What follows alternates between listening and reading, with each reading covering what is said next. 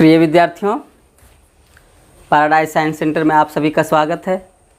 आइए आज हम लोग एसिड बेस एंड साल्ट का लास्ट पार्ट साल्ट को देखते हैं। साल्ट आपके लिए बड़े काम का चीज़ होता है। बिना नमक का हम लोग भोजन नहीं कर सकते हैं, पता ही है। अगर सारा कुछ भी दे दिया जाए, नमक ना दे दिया तो आप परेशान हो जाते हैं। अर्थात साल्ट वही है जो हम लोग जनरली यूज करते हैं, लेकिन ये साल्ट में और भी चीज़ हैं जो हम लोग साधारण नमक खाते हैं, उसके अलावा भी है। तो हम लोग उस साल्ट को पूरा देखेंगे, साल्ट है क्या। तो रसायन पहले इसका परिभाषित कर लें। साल्ट यानी क्या है? लवण, इसको हिंदी में कहते हैं लवण। और ये साल्ट जो होता है इस कहते क्या है? देखिए साल्ट क्या है? एक यौगिक है जो अम्ल और क्षार की अभिक्रिया से प्राप्त होता है। बस साल्ट क्या है? लवण। एक लवण को कहेंगे लवण वह यौगिक है जो अम्ल और क्षार की अभिक्रिया से प्राप्त होता है। बस ये हमको सबसे बेस्ट परिभाषा यही है। इसमें मतलब क्या है कि जब अम्ल और क्षार हम लोग जो उदासीनीकरण अभिक्रिया होती है, उदासीनीकरण अभिक्रिया में हम लोग देखते हैं लवण और जल बनता है। तो ये इसका पहचान है कि इसको बनना चाहिए इसी में, है ना। अब जैसे यहाँ पर जैसे देखते हैं, जैसे ये हो गया अम्ल है गया, मान लीजिए HCl है, क्षार कौन है? NaOH है, बना दिए, रिएक्शन कर गया तो क्या बनता था? HCl और जल बनता था। ठीक है, ये इस तरह से भी बनता है। क्षार में ऑक्साइड भी हो सकता है, जैसे हम बोल रहे थे, जैसे यहाँ पर दे देते हैं जैसे कि H2SO4 ले लीजिए, दूसरा अम्ल, प्लस यहाँ पर हम ले लेते हैं CaOH2 कैल्शियम, या CaO ले लेते हैं, छोड़िए CaO, तो क्या हो जाता है? CaSO4 बन जाता है CaSO4 प्लस H2O। यानी ये जो ऑक्साइड है यह भी क्षार है, और जो हाइड्रोक्साइड है वह भी क्षार है। यानी हाइड्रोक्साइड अथवा ऑक्साइड से अभिक्रिया करता है जब अम्ल, तो हमको बनाता है लवण। और यही लवण जो होता है एक ऐसा यौगिक है जो इसको प्राप्त करने के लिए आपको अम्ल और क्षार से अभिक्रिया कराना पड़ता है। ओके, अब हम इसके देखते हैं। इसके बहुत सारे जो लवण हैं अलग अलग प्रकार के होते हैं। तो लवण जो है जब भी बनता है तो अम्ल और क्षार से बनता है, इसलिए कभी कभी इसे अम्लीय लवण, कभी कभी इसे क्षारीय लवण भी कहते हैं। तो हम लोग देखते हैं सब प्रकार। देखिए प्रकार, लवण के प्रकार में इसको पहला हम लोग कहते हैं सामान्य लवण, साधारण लवण जिसको कहते हैं सामान्य लवण। ठीक है, सामान्य लवण या नॉर्मल साल्ट इसको कहते हैं, साधारण लवण नॉर्मल साल्ट। नॉर्मल है मतलब इसमें ऐसा है जब कोई इसमें हाइड्रोजन अथवा ऑक्साइड हाइड्रोक्सिल ग्रुप जब H+ या OH- नहीं रहे, तब इसे लवण को हम लोग कहेंगे सामान्य लवण। जबकि ये ना तो उसमें H+ रहना चाहिए ना तो OH- रहना चाहिए। एग्जाम्पल में आप समझ सकते हैं, जैसे कि अगर देखिए कोई भी जैसे Na2CO3 लवण है, NaCl, इसमें कहीं H नहीं है, कहीं OH नहीं है, इस तरह के लवण को हम लोग कहते हैं सामान्य लवण। NaCl हो गया, KCl हो गया, KNO3 हो गया, जिसमें कि ना तो OH रहना चाहिए ना तो H रहना चाहिए, मतलब ना तो H रहना चाहिए ना तो OH रहना चाहिए। अभी आयन का बात छोड़ दीजिए, क्लियर ना, तो किसी में H भी नहीं है, किसी में OH भी नहीं है। ऐसे लवण को हम लोग कहेंगे सामान्य लवण। और जब दूसरा होता है कि एक अम्लीय लवण होता है। अम्लीय लवण तब कहते हैं जब एक हाइड्रोजन या एक से अधिक हाइड्रोजन उसमें मौजूद रहता है, तब हम लोग कहते हैं अम्लीय लवण। जैसे अम्लीय दूसरा आता है अम्लीय लवण, इसमें एसिडिक मतलब कि जैसे एसिड के लिए कौन जिम्मेदार होता है? आप एसिड में पढ़े थे कि उसकी एसिड वह होता है जिसमें कोई हाइड्रोजन आयन देने की क्षमता होती है। तो इसमें हाइड्रोजन रहना चाहिए तब ना एसिड रहेगा। तो ऐसा कोई है जिसमें कि हाइड्रोजन हो तो हम लोग कहेंगे एसिडिक लवण। ऐसा कभी कभी हो जाता है। अब इसमें जैसे NaHCO3 है, ठीक है, इसमें NaHSO4 है। यहाँ पर देखिए H मौजूद है, लेकिन यहाँ पर ये है, इसको कहते हैं यहाँ पर, लेकिन ये अपवाद स्वरूप अगर पूछा जाए आपको NaCO क्या है तो ये अपवाद है, ये है तो ये H, लेकिन है क्या, ये क्षारीय है, ध्यान रखिएगा ये क्षारीय है। ये सोडियम बाइकार्बोनेट को कैसा लवण है, क्षारीय लवण है, जबकि इसमें हाइड्रोजन है, लेकिन ये ऐसा बाकी इसको छोड़ करके बाकी कहीं H रहे तो आप उसको कहेंगे अम्लीय लवण है, ठीक है, H रहे तो कहेंगे अम्लीय लवण है। लेकिन अपवाद के तौर पर इसको याद रखिएगा, सोडियम बाइकार्बोनेट है तो H उसमें, लेकिन होता क्षारीय है और इसको अम्लनाशक के रूप में प्रयोग भी करते हैं। इसलिए ये याद रखना है कि एक यही अपवाद है जिसमें H रहने के बावजूद भी क्षारीय होता है। क्षारीय लवण जैसा नाम है क्षारीय, तो प्रकृति भी क्षारीय होना चाहिए। जब एक चीज देख लीजिएगा, जैसे कि लवण बना ही है अम्ल और क्षार के मिलने से, तो जब मजबूत अम्ल और मजबूत क्षार मिलता है या कमज़ोर अम्ल और कमज़ोर क्षार मिलता है तो उदासीन लवण बनते हैं, जिसमें ना तो अम्ल रहता है ना तो क्षार रहता है। वो इसी लवण पर ना अम्लीय प्रभाव रहेगा ना क्षारीय प्रभाव रहेगा, उसको हम लोग कहते थे सामान्य लवण। और जब अम्लीय लवण, जब एक मजबूत अम्ल और कमज़ोर क्षार, मजबूत अम्ल और कमज़ोर क्षार रहेगा तो अम्ल मजबूत है इसलिए उसका प्रभाव रह जाएगा और उस लवण को हम लोग कहते थे अम्लीय लवण। इसी तरह क्षारीय लवण में क्या है, इसमें क्षारीय प्रभाव रहेगा। और जब किसी लवण में OH उपस्थित हो तो ये क्या बनाएगा, तो इसे क्षारीय लवण कहते हैं। ये क्या हो गया, क्षारीय लवण। जैसे कि एग्जाम्पल, जैसे MgOHCl, देखिए एक OH रह गया इसको, ठीक है, तो ये ऐसा है PbOHCl। तो देखिए एक ध्यान रखना है कि जब कभी मैंने एक चीज़ ध्यान रखेगा इसमें, जो सबसे बड़ी बात है, मजबूत अम्ल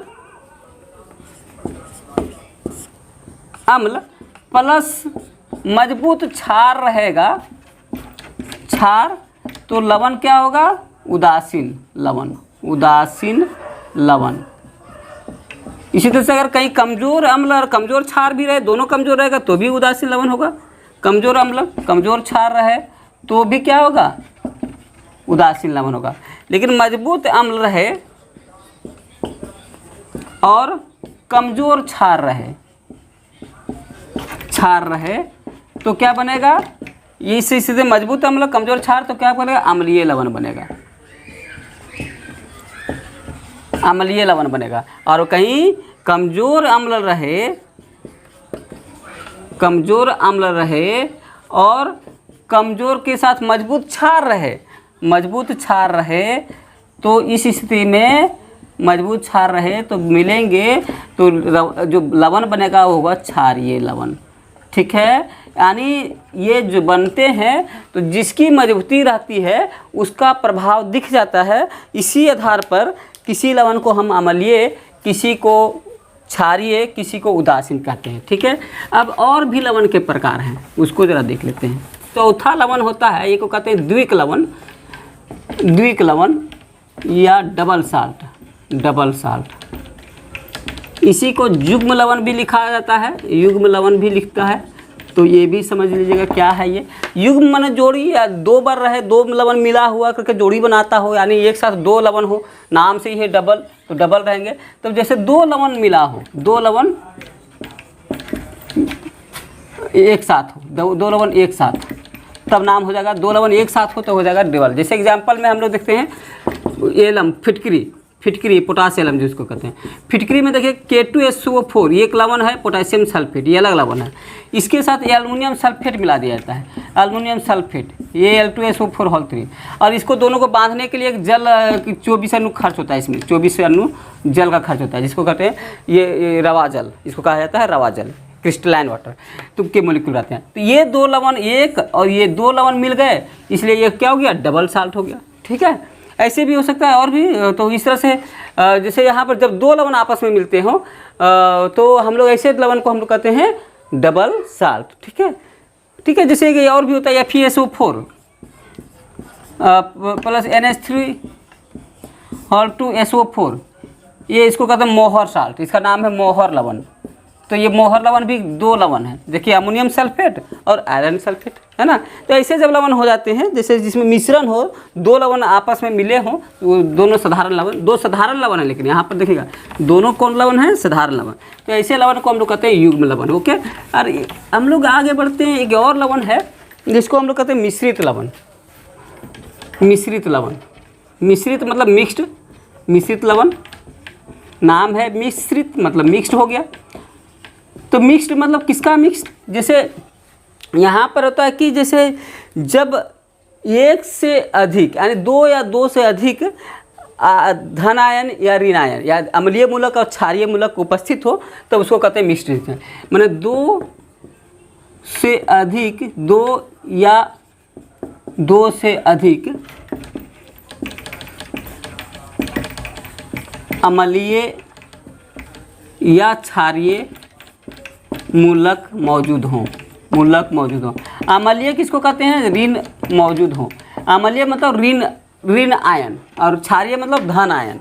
जैसे कि अभी ब्लीचिंग पाउडर में देखिएगा CaOCl, ये माइनस ये इधर हो गया, ये Cl माइनस, यहाँ पर देखिए 2 ऋण आयन हो गए, इसको 2 अम्लीय मूलक हैं इस पर, तो इसको कहेंगे मिश्रित लवण।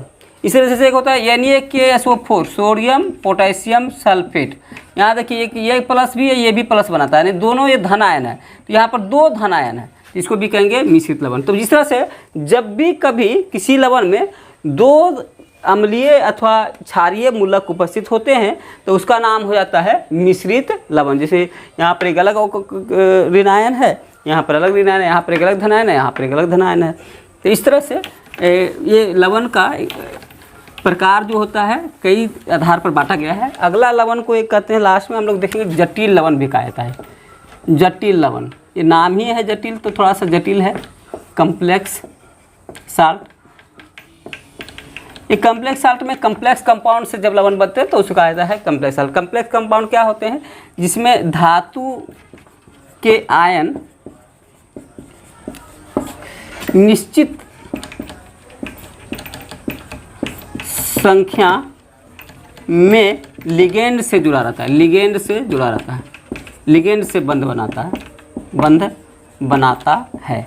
ये लिगेंड होता है कोऑर्डिनेशन कंपाउंड में, तो वहाँ पर लवण बनते हैं। जैसे इसको देखिए, जैसे K4 FeCN होल 6, यहाँ पर देखिए 6 लिगेंड है साइनाइड का, Fe से जुड़ा हुआ है ना।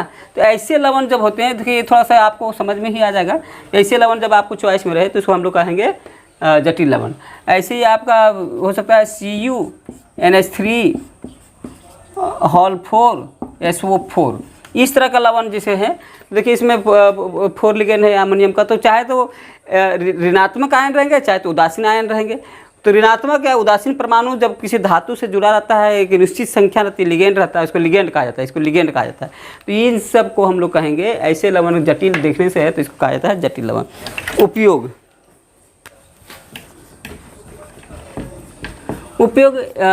बहुत सारे लवण का आप जानते हैं, सबसे ज़्यादा प्रमुख लवण है NaCl। इसको क्या कहते हैं, sodium chloride. Chloride, sodium chloride जो होता है, इसका सोडियम क्लोराइड में एक चीज़ आप जान लीजिएगा कि ये एक प्रकार का कौन लवण है, तो ये उदासीन लवण है। ये मजबूत अम्ल और मजबूत क्षार से बना हुआ है। मजबूत अम्ल NaOH और मजबूत क्षार HCl से बना हुआ है। इसलिए अगर पूछा जाए किस प्रकार लवण, तो उदासीन लवण। उपयोग इसका जानते हैं क्या है, खाने में, इसलिए खाने में होता है। इसको टेबल साल्ट भी कहते हैं, टेबल साल्ट भी कहा जाता है। टेबल मतलब जानते हैं आजकल उस टेबल पर पहले जो साल्ट परोसा जाता है वो यही है, ठीक है। इसका उपयोग अचार वगैरह, ये किसी मांस वगैरह को ख़राब होने से बचाया जाता है। अचार वगैरह में ज़्यादा डाला जाता है, ये सब उपयोग आप सब जानते, कॉमन है, इसलिए हम ज़्यादा लिखने की जरूरत नहीं है, ठीक है। NaHCO3 सोडियम बाइकार्बोनेट, ये है तो ये कैसा H है, लेकिन फिर भी क्षारीय लवण है। कई बार प्रश्न में आया हुआ है, कैसा है, ये क्षारीय प्रकृति का होता है, क्षारीय लवण होता है, ये ध्यान रखिएगा। और इसका उपयोग होता है अम्लनाशक में। इसका ये क्या है, इसका जो फेमस नाम है वो है बेकिंग सोडा। बेकिंग सोडा मतलब खाने का सोडा, बेकिंग सोडा। क्या इसका रासायनिक नाम क्या बोलेंगे, सोडियम बाइकार्बोनेट, सोडियम बाइकार्बोनेट, ये भी आपको ध्यान में रखना है। सोडियम बाइकार्बोनेट HCO3 बाइकार्बोनेट कहलाता है। इसके बाद इसका एक और उपयोग होता है अग्निशामक में, आग बुझाने का जो रहता है फायर एक्सटिंग्विशर, उसमें इसका उपयोग होता है, पाउडर के रूप में भरा जाता है। ठीक है, इसके बाद एक और हम लोग देखेंगे इसमें Na2CO3 सोडियम कार्बोनेट, और सोडियम कार्बोनेट जिसको कहते हैं धोवन सोडा, ये भी जो एक प्रकार का क्षारीय लवण, उदासीन लवण में आएगा। और प्रकृति इसका देखते हैं Na2CO3 10H2O, इसको आप धोवन सोडा के नाम से जानते हैं या वॉशिंग सोडा कह सकते हैं, धोवन सोडा या वॉशिंग सोडा। और इसका साबुन बनाने, डिटर्जेंट बनाने, साबुन डिटर्जेंट ये सब साबुन डिटर्जेंट बनाने में, कागज़ उद्योग में भी होता है। और इसका उपयोग कठोर जल का कठोरता दूर कठोरता दूर करने, जल की कठोरता कर दीजिए, जल हार्ड वाटर का जो जल की कठोरता को दूर करने में। तो ये जानते हैं हार्ड वाटर रहता है, उसमें इसको डाल करके गर्म कर दिया जाता है तो कठोरता दूर हो जाती है। ठीक है, तो ये सब इसका उपयोग है। इसके बाद हम लोग है KNO3 पोटेशियम नाइट्रेट, ये थोड़ा विस्फोटक पदार्थ है, तो इसलिए ये उर्वरक, इसको तो पोटेशियम है, सोडियम नाइट्रोजन है, इसका सबसे उपयोग होता है जो उर्वरक बनाते हैं, खाद उर्वरक है ना। पोटेशियम नाइट्रेट का जानते हैं कि पोटेशियम नाइट्रेट फॉस्फोरस पेड़ पौधों को सबसे ज़्यादा जरूरी होता है, इसमें इसका उपयोग किया जाता है। इसके बाद आतिशबाजी, पटाखा वगैरह में, आतिशबाजी में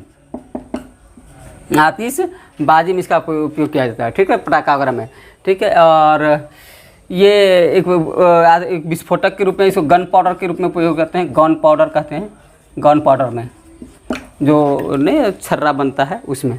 ठीक है, अगला है कॉपर सल्फेट। ठीक है, कॉपर सल्फेट CuSO4, इसको कॉपर सल्फेट के विषय में आप जानते हैं कि ये थोड़ा स्याही रंग का होता है, ब्लू कलर का होता है।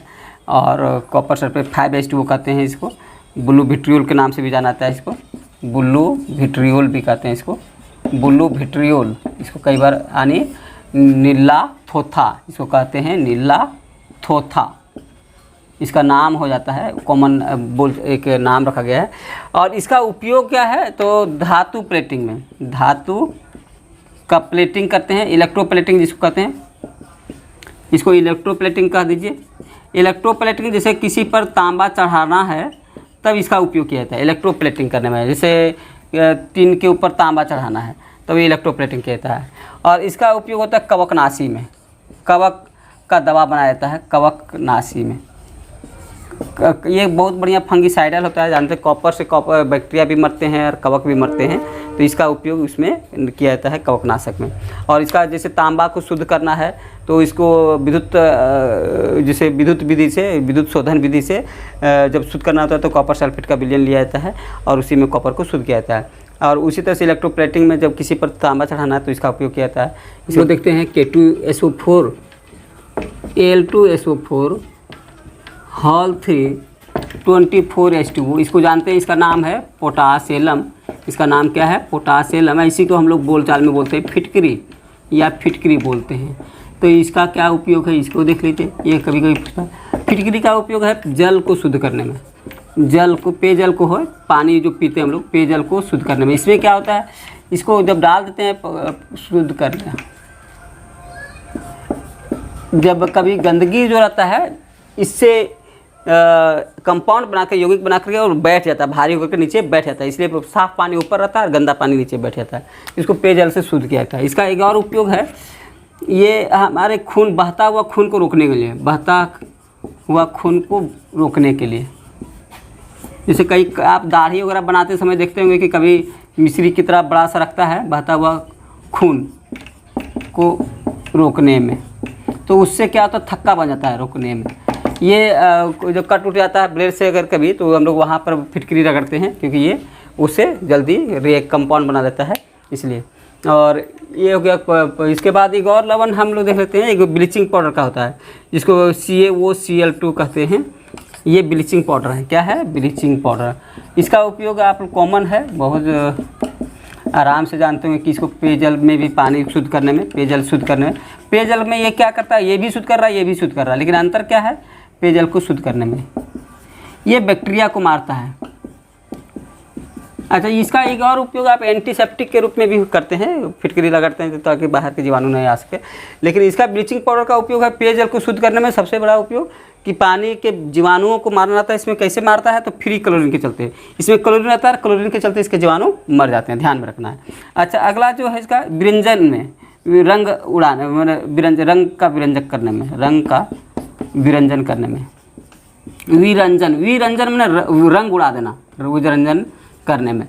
अब जैसे कभी आप इसका उपयोग हम लोग कई बार होता है ना कि कपड़े को रंग नया फिर करना है तो उसको ब्लीच कर दीजिए, फिर नया रंग डाल दीजिए। तो इसका मेन उपयोग है रंग का विरंजक है, तो नाम ही है विरंजक, ब्लीचिंग पाउडर नहीं, विरंजक चूर्ण। तो विरंजक चूर्ण विरंजन करेगा, पेयजल को शुद्ध करेगा। इसके अलावा आजकल लोग चेहरा को भी ब्लीच करते हैं, बाल को भी ब्लीच करते हैं। इसका उपयोग ढेर सारा इस तरह से है। ओके, तो हम लोग ये प्रमुख लवण थे जिसका हम लोग देखें। आगे हम लोग पीएच को देखते हैं। ठीक है, पीएच काफ़ी महत्वपूर्ण है, कई बार पूछा जाता है। पीएच जो है इसका फुल फॉर्म जो है पावर ऑफ हाइड्रोजन आयन लिखते हैं हम लोग, पावर ऑफ हाइड्रोजन आयन। ये एक फ्रेंच वर्ड में इसको सोरेनसन दिया था। कौन दिया था? सोरेनसन दिया था। खोज कौन किया था इसका? सोरेनसन दिया था। और इसका जो टर्म दिया था इन्होंने, उस टर्म को पीएच का टर्म था पॉवर हाइड्रोजेनी, ये टर्म था जिसका मतलब होता है जर्मन में पोटेंज ऑफ हाइड्रोजन। पोटेंज मैंने शक्ति, इसका अर्थ होता है पोटेंशियल ऑफ हाइड्रोजन या पावर ऑफ हाइड्रोजन आयन। इसे दे लिखिए, पावर ऑफ हाइड्रोजन आयन। इसी का सबका मीनिंग एक ही है, हाइड्रोजन आयन। तो आपको जनरली ये देता है चॉइस में कि पीएच का फुल फॉर्म क्या होता है, तो इसमें लिखेंगे पावर ऑफ हाइड्रोजन आयन। ठीक है, ये चॉइस आपका ज़्यादातर रहता है। ये सब भी कहीं रह सकता है, आपको कोई दिक्कत नहीं। पोटेंशियल भी दे सकता है, पोटेंशियल ऑफ हाइड्रोजन आयन से भी दे सकता है। तो एक ही चीज़ है। अच्छा, इसमें मतलब हाइड्रोजन आयन की शक्ति को हम लोग कहते हैं पीएच। ठीक है, इसका ये खोज किया था सोरेनसन ने। ठीक है, पीएच का मतलब होता है, देखिए पीएच बराबर जो होता है ये होता है log 1/H प्लस आयन। इसका मतलब क्या है कि इसी को पीएच कहा गया है, इसी को कहा गया है कि ये क्या है। देखिए अब इसको समझ में आ गया होगा कि ये एक प्रकार का लघुगुणक है, ये मैथमेटिकल कैलकुलेशन है ना। और मैथमेटिकल कैलकुलेशन किसका? हाइड्रोजन आयन का है। ठीक है, का ये जो है H प्लस आयन का मतलब होता है हाइड्रोजन सांद्रता दिखा रहा है। ये क्या दिखा रहा है? सांद्रता, यानी सांद्रता का अंतर है। और इसको हम लोग और सॉल्व करें तो ये हो जाता है minus log H plus ion की सांद्रता। तो इसको परिभाषित इसी पर किया गया है, यानी पीएच क्या है? तो पीएच हाइड्रोजन आयन के सांद्रण का ऋणात्मक लघुगणक है। पीएच किसी विलयन में उपस्थित हाइड्रोजन H प्लस आयन लिखते हैं, H प्लस आयन सांद्रण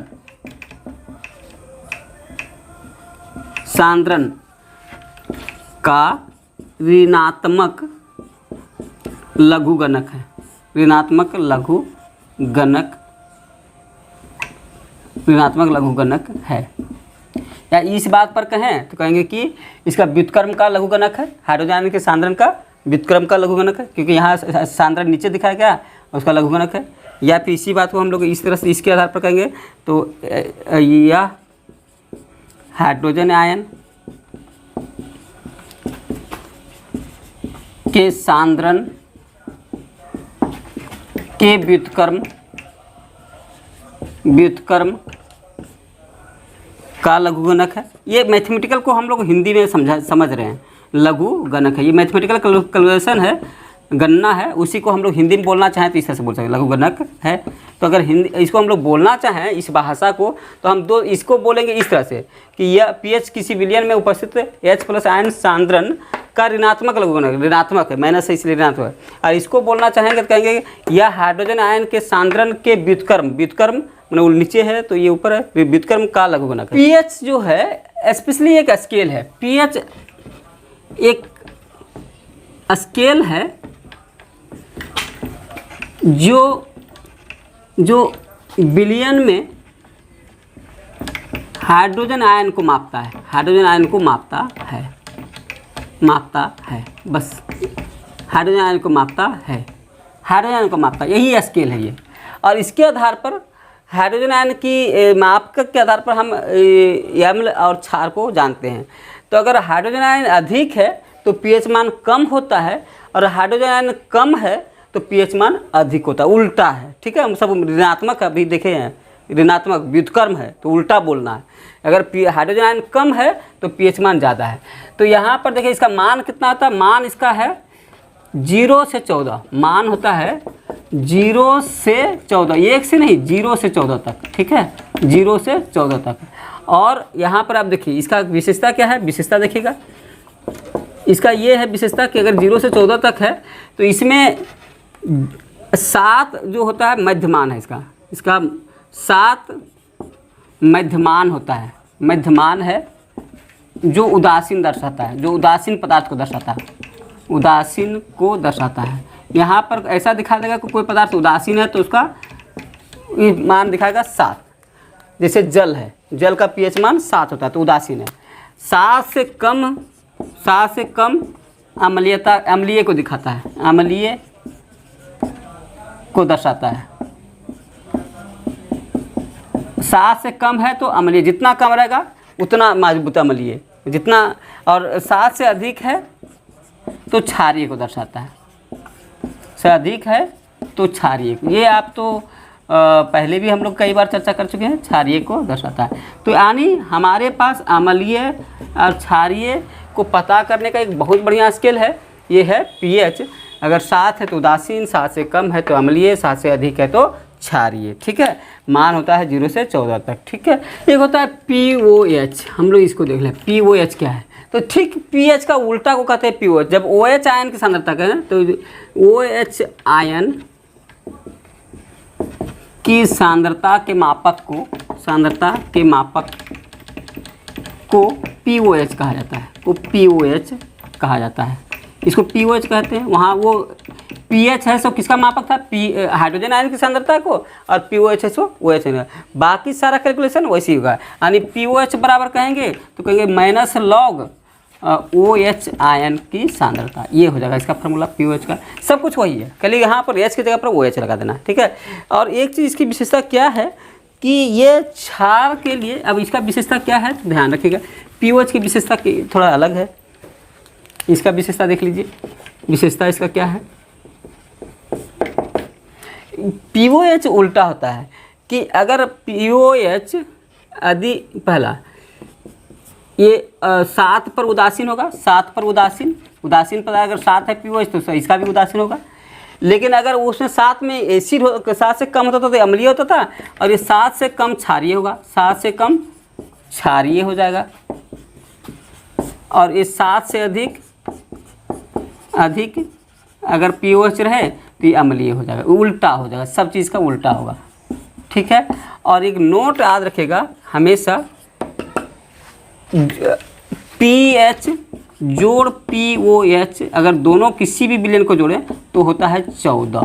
ठीक है, तो इसीलिए किसी का भी पीएच निकालना है तो क्या करेंगे, 14 में पीओएच घटा दीजिए। जैसे पीएच बराबर क्या होगा, पीएच करना हो तो 14 घटा पीओएच कर दीजिए, पीओएच, और पीओएच निकालना हो तो करेंगे 14 घटा पीएच। ठीक है, इस तरह से हम लोग इसको निकाल सकते हैं।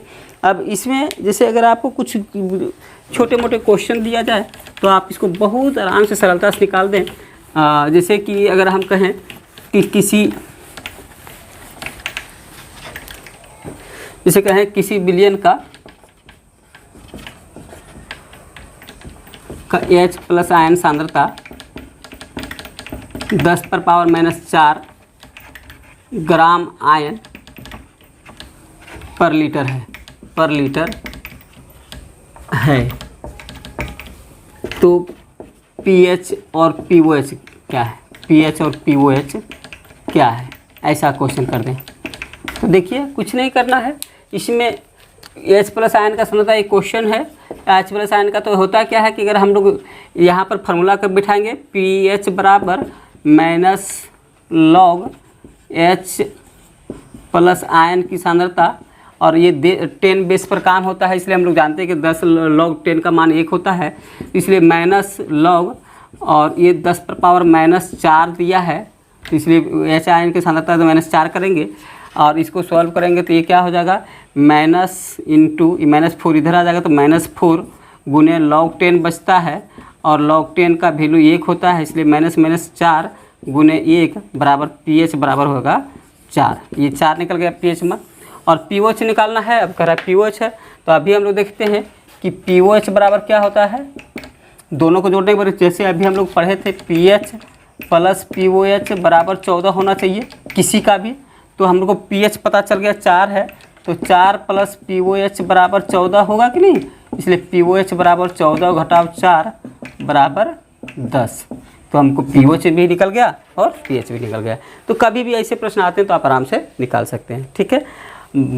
चलिए, हमको लगता है कि pH आप समझ चुके हैं और इसे निकालना भी सीख गए हैं, तो हम लोग आज वीडियो कहीं समाप्त करते हैं। अगर अच्छा लगा हो तो लाइक और सब्सक्राइब कर दीजिएगा, और अगर आपका कोई दिक्कत रहा हो तो कमेंट्स ज़रूर कीजिएगा। Thank you.